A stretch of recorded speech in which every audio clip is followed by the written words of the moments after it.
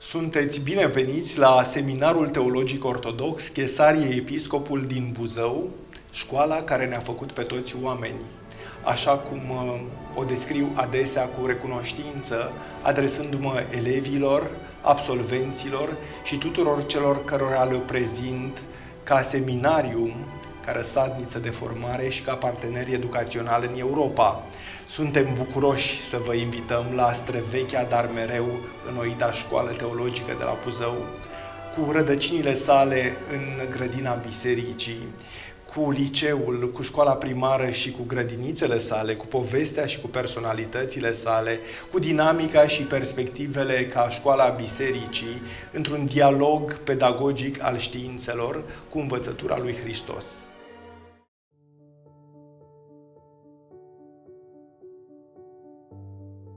Vrei să descoperi, să înveți și să scrii istorie în seminarul al cărui prim local impozant a dus la descoperirea celui mai mare tezaur al vremii, cloșca cu pui de aur, pe când se săpa piatra pentru construirea lui?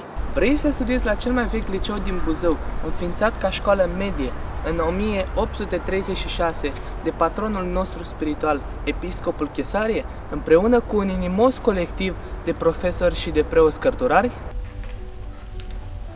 Vrei să explorezi discipline umaniste, științe și discipline teologice într-un echilibru optim între învățământul competițional și cel participativ, alături de un corp profesoral de elită?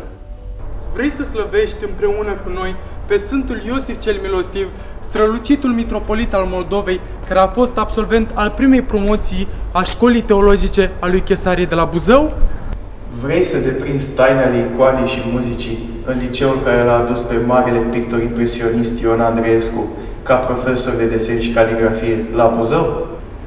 Vrei ca olimpiadele și pelerinajele să jaloneze activitățile tale extrașcolare alături de colegi motivați și iubitori de Hristos? Vrei să faci proiecte educaționale în prima școală europeană dintre toate instituțiile teologice din țară, premiată de Guvernul României? Vrei să calci pe urmele Sfântului Dometie cel Milostiv de la Râmeț, seminarist model de cuviință și șef de promoție la sfârșitul celui de-al doilea război mondial?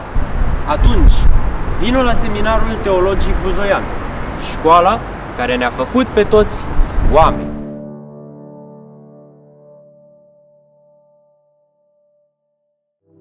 Seminarul Teologic Ortodox Chesarie Episcopul din Buzău, unul dintre cele mai vechi și mai cunoscute din țară, a fost înființat în anul 1836, prin grija Preasfințitului Părinte Chesarie, episcop al Buzăului, desfășurându-și activitatea la început în casele domnești ale episcopiei. În anul 1838, în prezența vlădicăi Chesarie, a fost inaugurat impunătorul local al seminarului, care dăinuiește și astăzi ca muzeu, făcând parte din complexul arhiepiscopal. Din anul 1941, seminarul teologic a funcționat într-o clădire nouă, situată pe Aleea Episcopiei numărul 1, însă pentru scurt timp, pentru că în anul 1948 regimul dictatorial comunist a confiscat clădirea cu tot ceea ce conținea. După căderea comunismului în anul 1989, în urma eforturilor vrednicului de pomenire arhiepiscop Epifanie, localul confiscat abuziv a fost recuperat treptat. Iar în anul 1997, în urma unui protocol încheiat între Episcopie și Inspectoratul Școlar Județean Buzău, a fost preluată și clădirea anexă, funcționând astfel în tot acest perimetru și în prezent.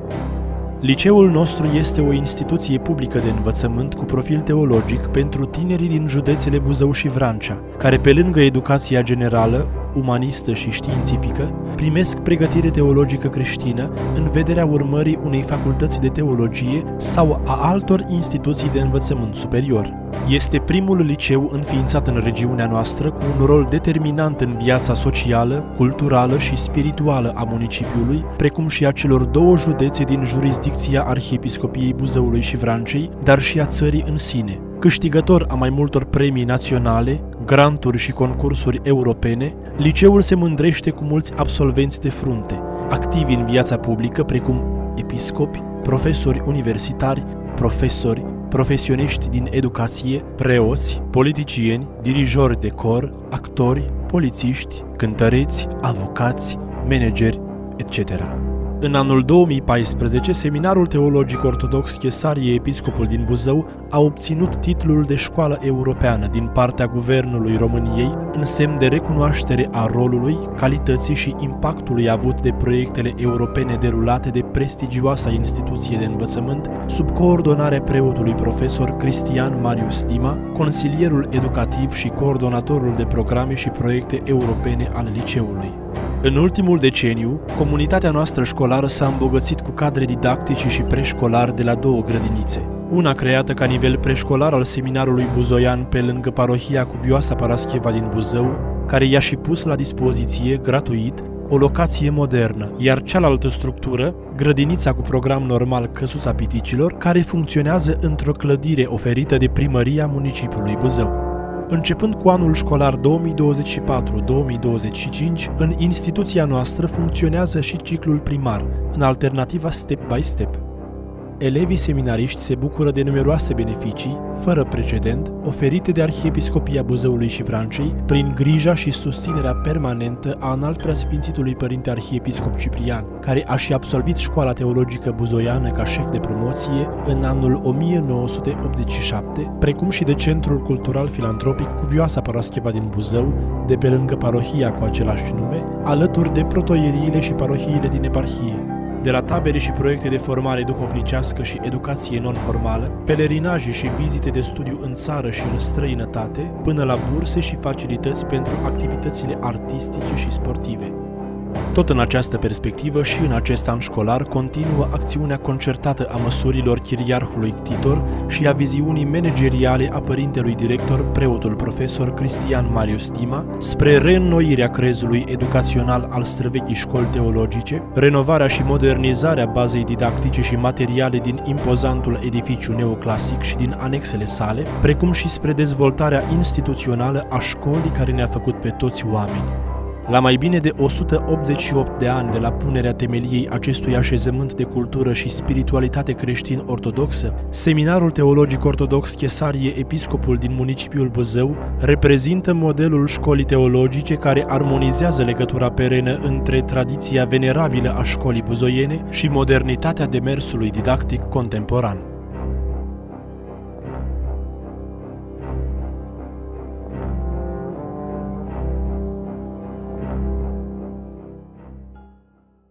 Vino și tu la Seminarul Teologic din Buzău, ca să înveți să cânți împreună cu îngerii muzica îngerilor. Vino la Seminarul Teologic din Buzău ca să te convingi că școala poate deveni o familie.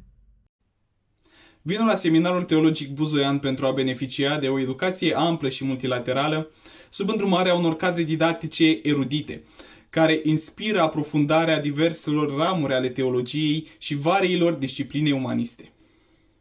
Alegerea de a studia la Seminarul Teologic Buzoian mi-a oferit o bază esențială pentru transformarea mea profesională. Educația primită aici m-a învățat nu doar valori și principii fundamentale, ci și abilități de adaptare, gândire critică și leadership, toate esențiale în cariera mea actuală. Dacă îți dorești un mediu de învățare foarte bun, un liceu care să te ajute să te dezvolți și să te pregătească pentru următoarele etape pe care le vei avea de parcurs, te îndemn să vii și tu la seminar și să te bucuri de oportunitățile și orizonturile pe care această școală ți le poate oferi. Aș vrea să vă îndemn cu toată căldura să urmați studiile liceale la Seminarul Teologic din Buzău, care pentru mine a fost mai mult decât un liceu, a fost o școală cu un rol decisiv în parcursul meu academic, spiritual și social.